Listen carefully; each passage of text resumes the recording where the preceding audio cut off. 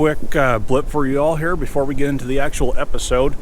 In the episode prior to this one, when I was hammering on the sprockets, all of that bell ringing, I think fried my external microphone because we lost right side audio partway into that episode and really didn't get it back. You all flagged it for me in the comment section. Appreciate it.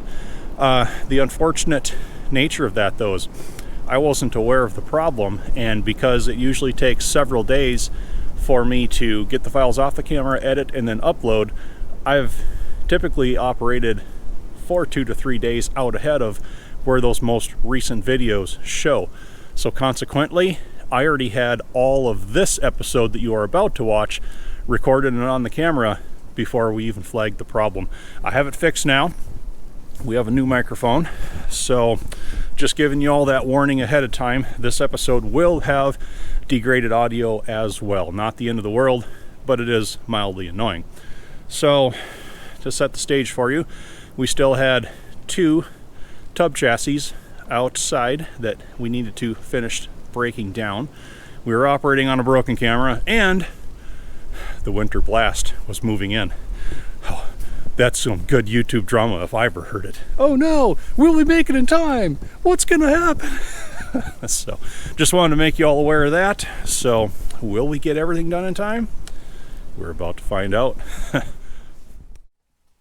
Well, this is what happens when you take Caterpillar parts that are too dirty to throw into storage and decide you just need to throw them on the floor in the shop instead so that you can clean them up later after the weather turns and you don't want to be outside anymore. Welcome back to the show, everybody. We're starting out with a bit of a change of scenery for this episode. I'm Squatch. We are working on the 1936 Caterpillar RD-6.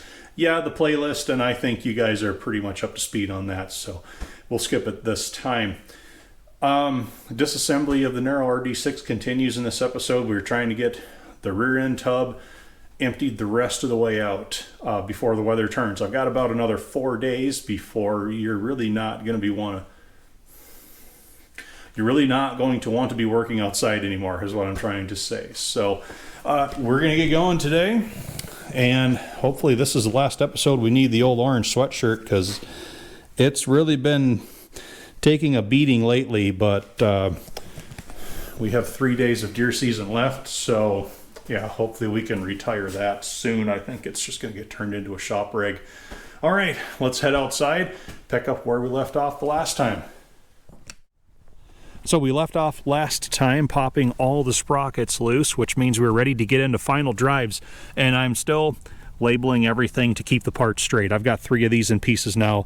Even I need help remembering what's what. So we have a 6L right here, or it could be a 79 depending on what mood you're in, and a 6R on this side. That just stands for RD6 right, and then 6L is RD6 left.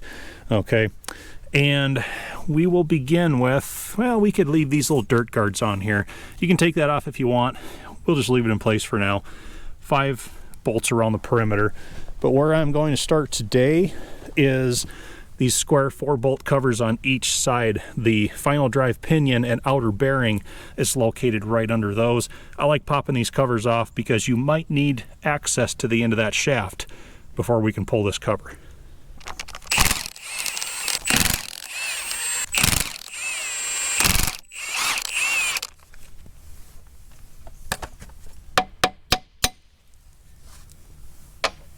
And now we just take out all of the cover bolts that go around the perimeter.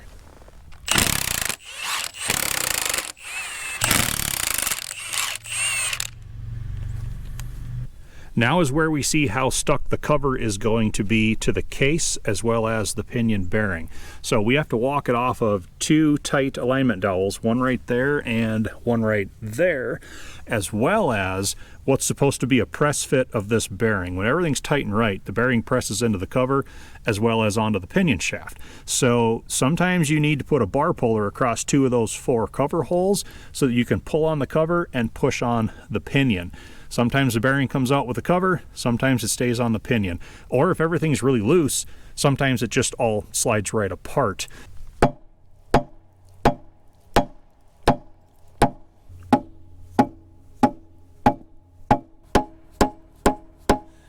We're getting double lucky with this one. The cover is moving away from the case and it's taking the bearing with it. So if the bearing stays on the pinion, then we still have to pull that before we can get the main Bullgear. But if it comes with the cover, that saves us a step.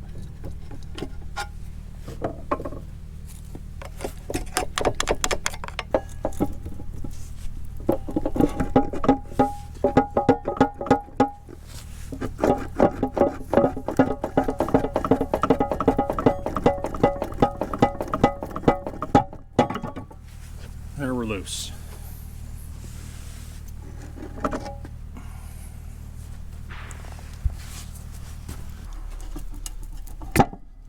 There.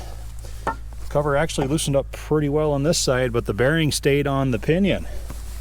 So I guess for the camera, it's a good example. You can see how it plays out both ways.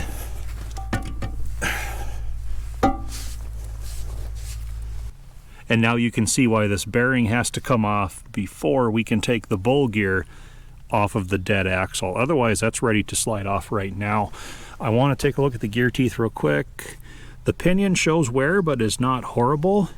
And I can tell this Bullgear has been flipped. This used to be the forward drive side here. You can see wear and spalling on the teeth, whereas the reverse side is a lot better.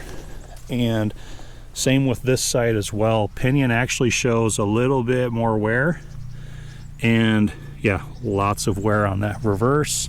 Forward is not quite as bad. It would be a serviceable set of gears.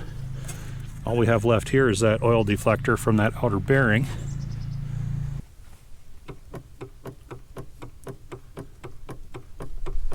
Hydraulic pullers have made me so spoiled. If I ever had to quit using them now, I'd just sell all my stuff. I'd have to quit. Call the auctioneer. We are done. These aren't too hard of a pull normally, but they do want to pop right at the end, just enough to make a lot of the bits go flying, which is mildly annoying. We don't have much pressure at all. I'm just trying to catch what's going to loosen up here. There we go. Keep the bearing out of the dirt.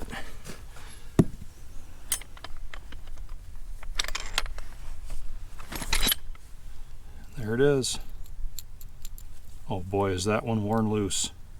Wow. Bearing, oil deflector.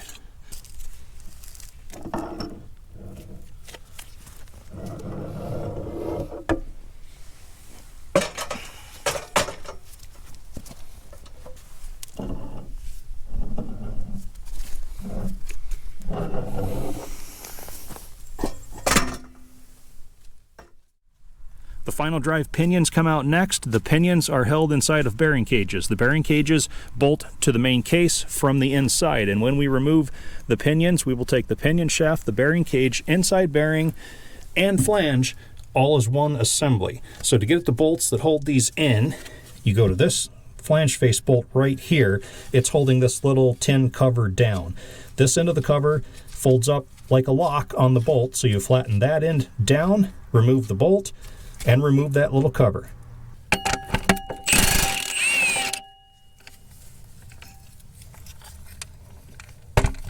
And now working through this access hole, you can get a socket onto the bolts that are behind the flange that hold the bearing cage in position, and there are 6 of them. And the way I do it, I'll take one out, just put the socket right back in, start rotating, and you'll feel right there, we hit the second one.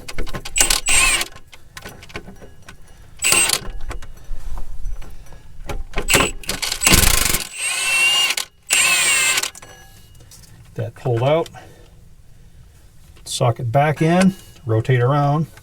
There's number 3. Just keep going all the way until you've been all the way around and found all 6 bolts. And apologies to everyone, I just realized I misspoke. There are 7 bolts, not 6. I keep forgetting this is the odd one out.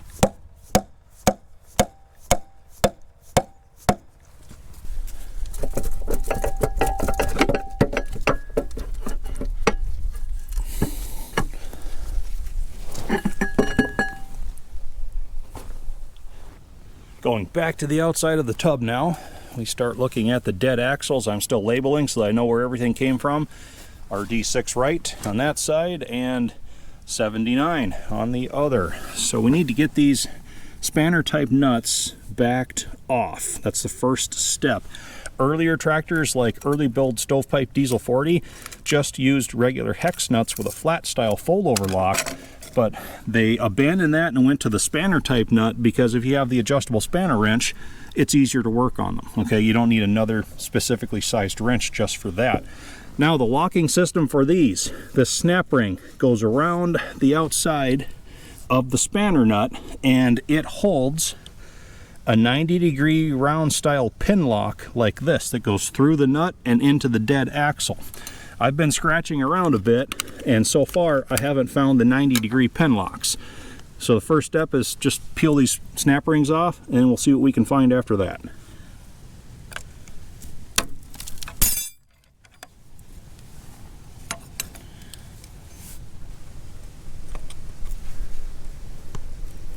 I found them. They're on the bottom.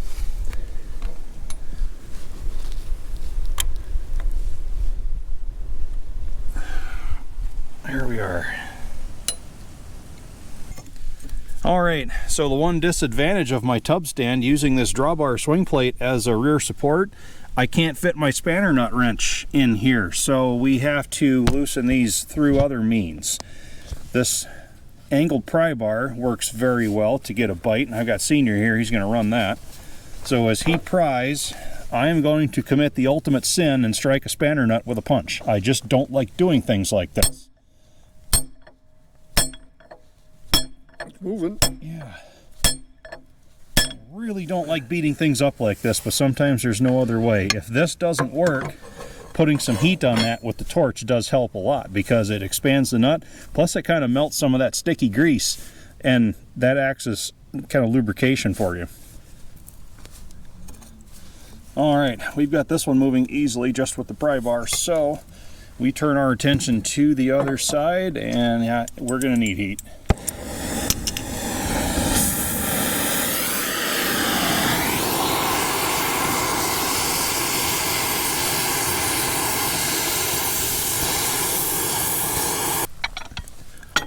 And I reconfigured my spanner nut wrench one more time, and I can get one purchase on it.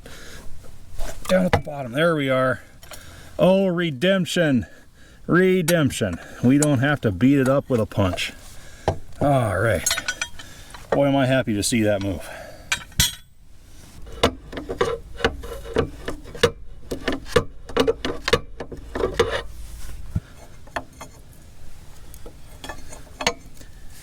There, we have each one backed off just enough to catch the dead axles when we pull them. Now, before you pull a dead axle from a case, there are two measurements that you should take, which will come in handy when it comes time to put them back in. Both are taken from the base of the threads right at this step right here. So the first distance you want to measure is from here to the face of the bearing race. The second measurement is also from here to the face of the case, just outside of the bearing race. And because Caterpillar never wrote a manual for the RD-6s, we're using this video series as a stand-in. So I measured both sides of the RD-6 here, as well as both sides of Diesel 40 Frosty Parts Tractor over there. Here are the figures that I got from these two, and they're pretty close to being the same, so we'll use this as our baseline. The puller that we built a couple episodes back is in place. You all have watched it from out there before. This time, I just want to watch the catch nut in here. 5 tons.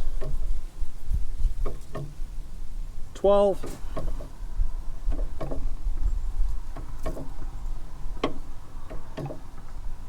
Wow. We're at 16. That's as much as we've pulled yet.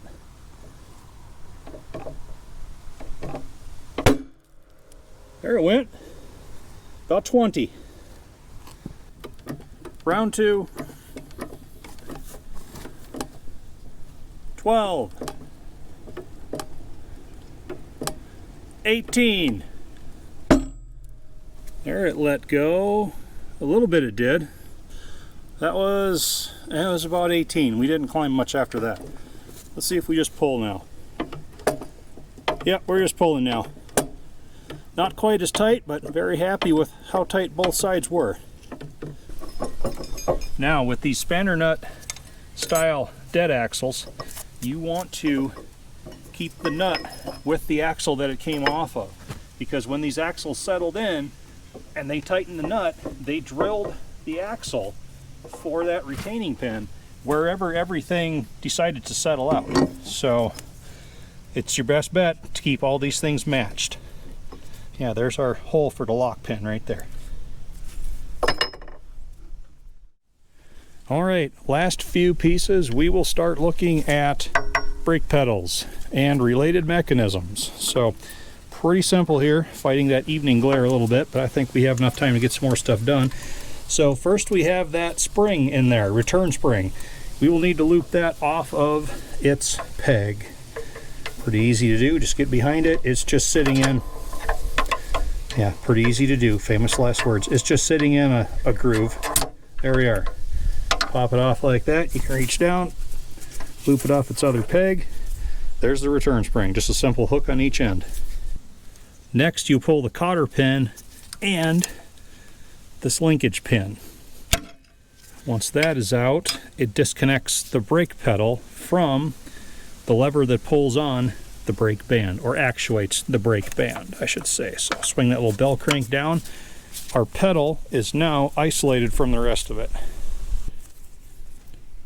Next, I'll take the brake pedal along with the shaft that it's clamped to out of the case. And to do that, I need to remove this pinch bolt from the little lever right here.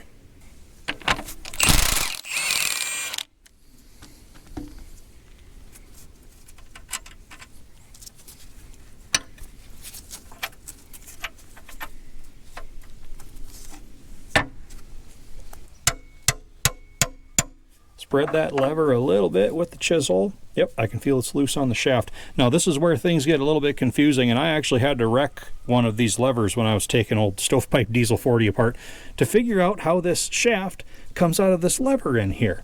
So we have this keyway right here for a Woodruff key. That's what locates the brake pedal out here. And then the pivot lever, that's what you're looking at right now, has this long key slot, and there's a square key that also goes inside of the lever. And what you have to do is drive this shaft out from inside the transmission here. And looking around on the inside, we've got a core plug. Yeah, there we are, right there.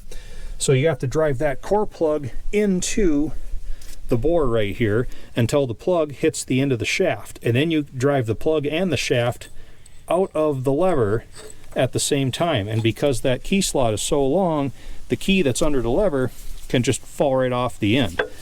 I couldn't make the shaft move on stovepipe either way, so I just got mad at it, took the brake pedal off and used a sledge and drove it in. If you do that, the key runs out of slot and then it has to ride up, and then it heaves this lever open and cracks it, and yeah, not a good time. So that's what you do. Spread it right there to loosen it. Go in on that plug, take everything to the outside.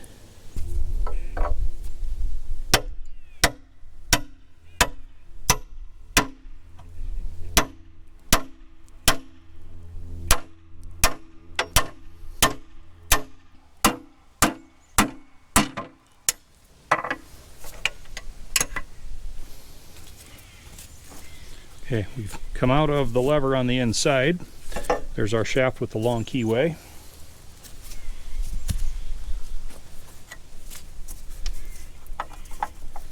Sometimes we have to dance the key out of the lever in here to get the lever out of the case.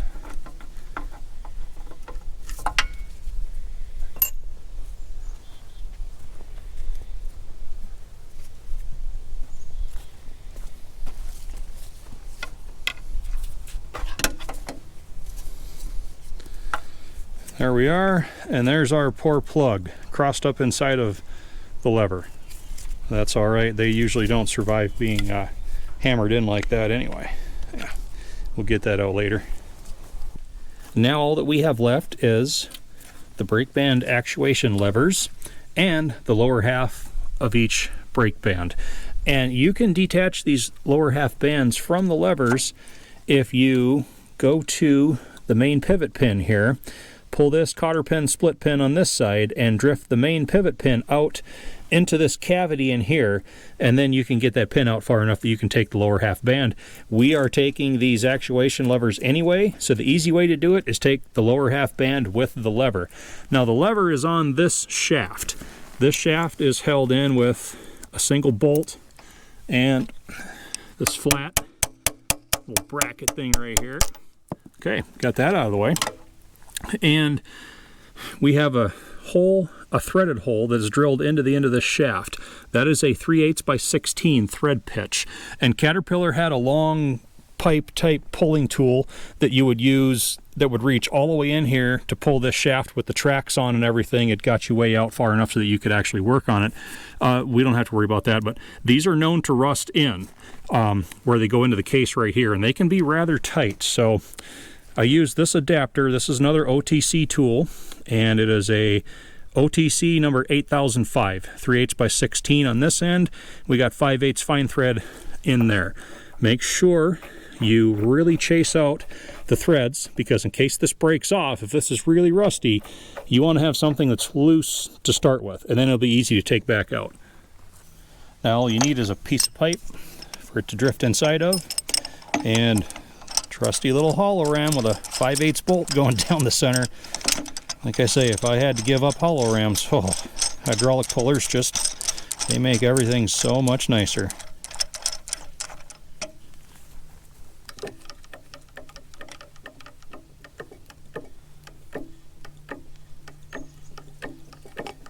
And we are drifting already.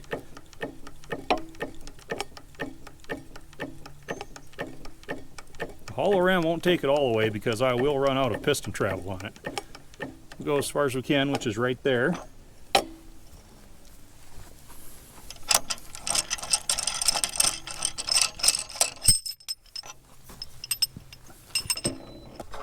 That same adapter also fits my slide hammer, so we'll just use that to finish it the rest of the way off.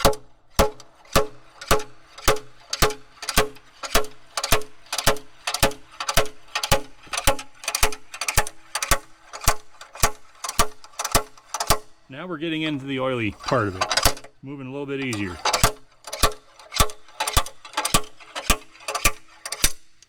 There. That's the hard part. Shaft is out. Now we can pull lower half brake band and actuation lever right out the top. Getting these moving with the hydraulic puller is really the only way I've found to do it, and we're pulling some tonnage on this one. Hang on to this in case that adapter snaps. But yeah, you'd never loosen these with the slide hammer. Okay, I think we're moving it now. We've tapered off at probably 4 tons. But for that little 3/8 by 16 adapter, it's still enough to make me nervous. Still pulling a consistent 4 tons too. This is a tight one.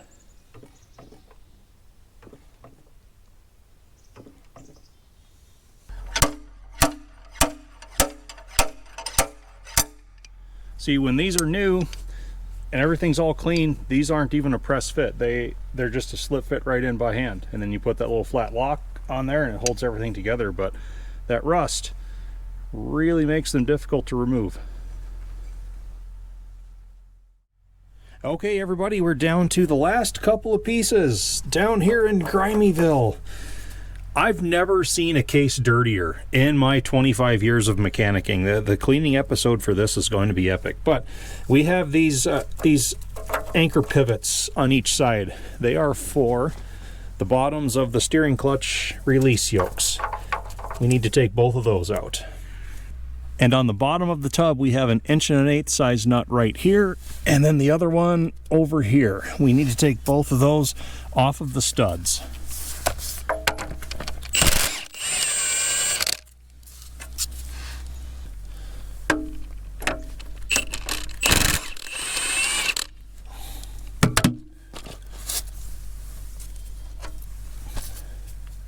Now we can tap the studs up through the case.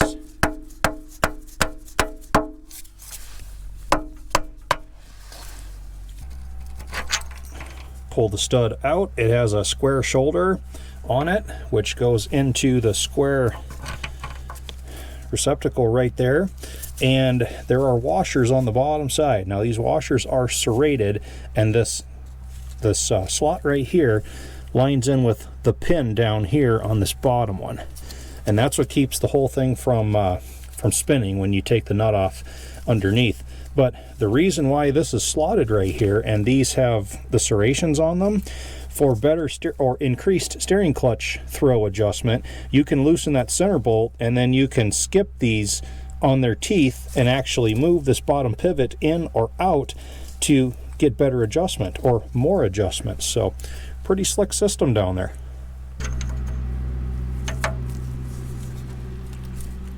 Oh man, our thing's dirty down here. I know I've said it a few times, but wow.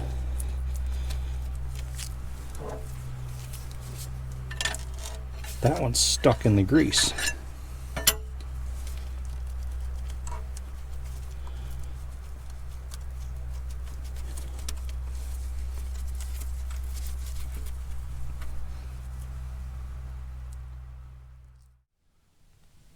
Well, I wanted to blip everybody back to this picture of the narrow RD-6 that I took the first day of disassembly last summer, and compare it now to how lonesome that rear tub looks all by himself. But I'm saying mission accomplished. We did it. I wanted to get the major disassembly done outdoors before winter hit, and it still looks good. And we cut it close. If the weather guessers are to be believed, day after tomorrow, everything out here is going to be white. We'll just see what happens. So super happy that we got everything this far. The plan now, I'll skid this tub into the shop for the winter. I don't know exactly when, because boy, I've got a lot of mess to clean up in there first, but I've got it on blocks so it will not freeze down. I'll cover it well. And old Frosty over here, with the exception of the dead axles, I've got this tub to the same disassembled state as well. I just threw the lid back on. I had to order some thread chasing dies because we have some thread fitment issues on both dead axles with my puller, but once that shows up, everything else is prepped. Haul the puller out here, pop. This tub will be taken out of the yard, and old Frosty's engine, what's left of it, can be skidded into the shop at any time and disassembled then. I've got it on boards too, so it won't freeze down either. So mission accomplished. Did I say I'm really happy that we got all this done in time? Just barely though. So all right, everybody, I hope you enjoyed this episode. It was kind of a long, grueling one, and we had a lot of miscellaneous bits to take apart, just a few major ones, but you all hung in there, and like I said, we did it. Super happy. So I hope you all enjoyed the episode, and I hope to see you back next time. Appreciate you, everybody.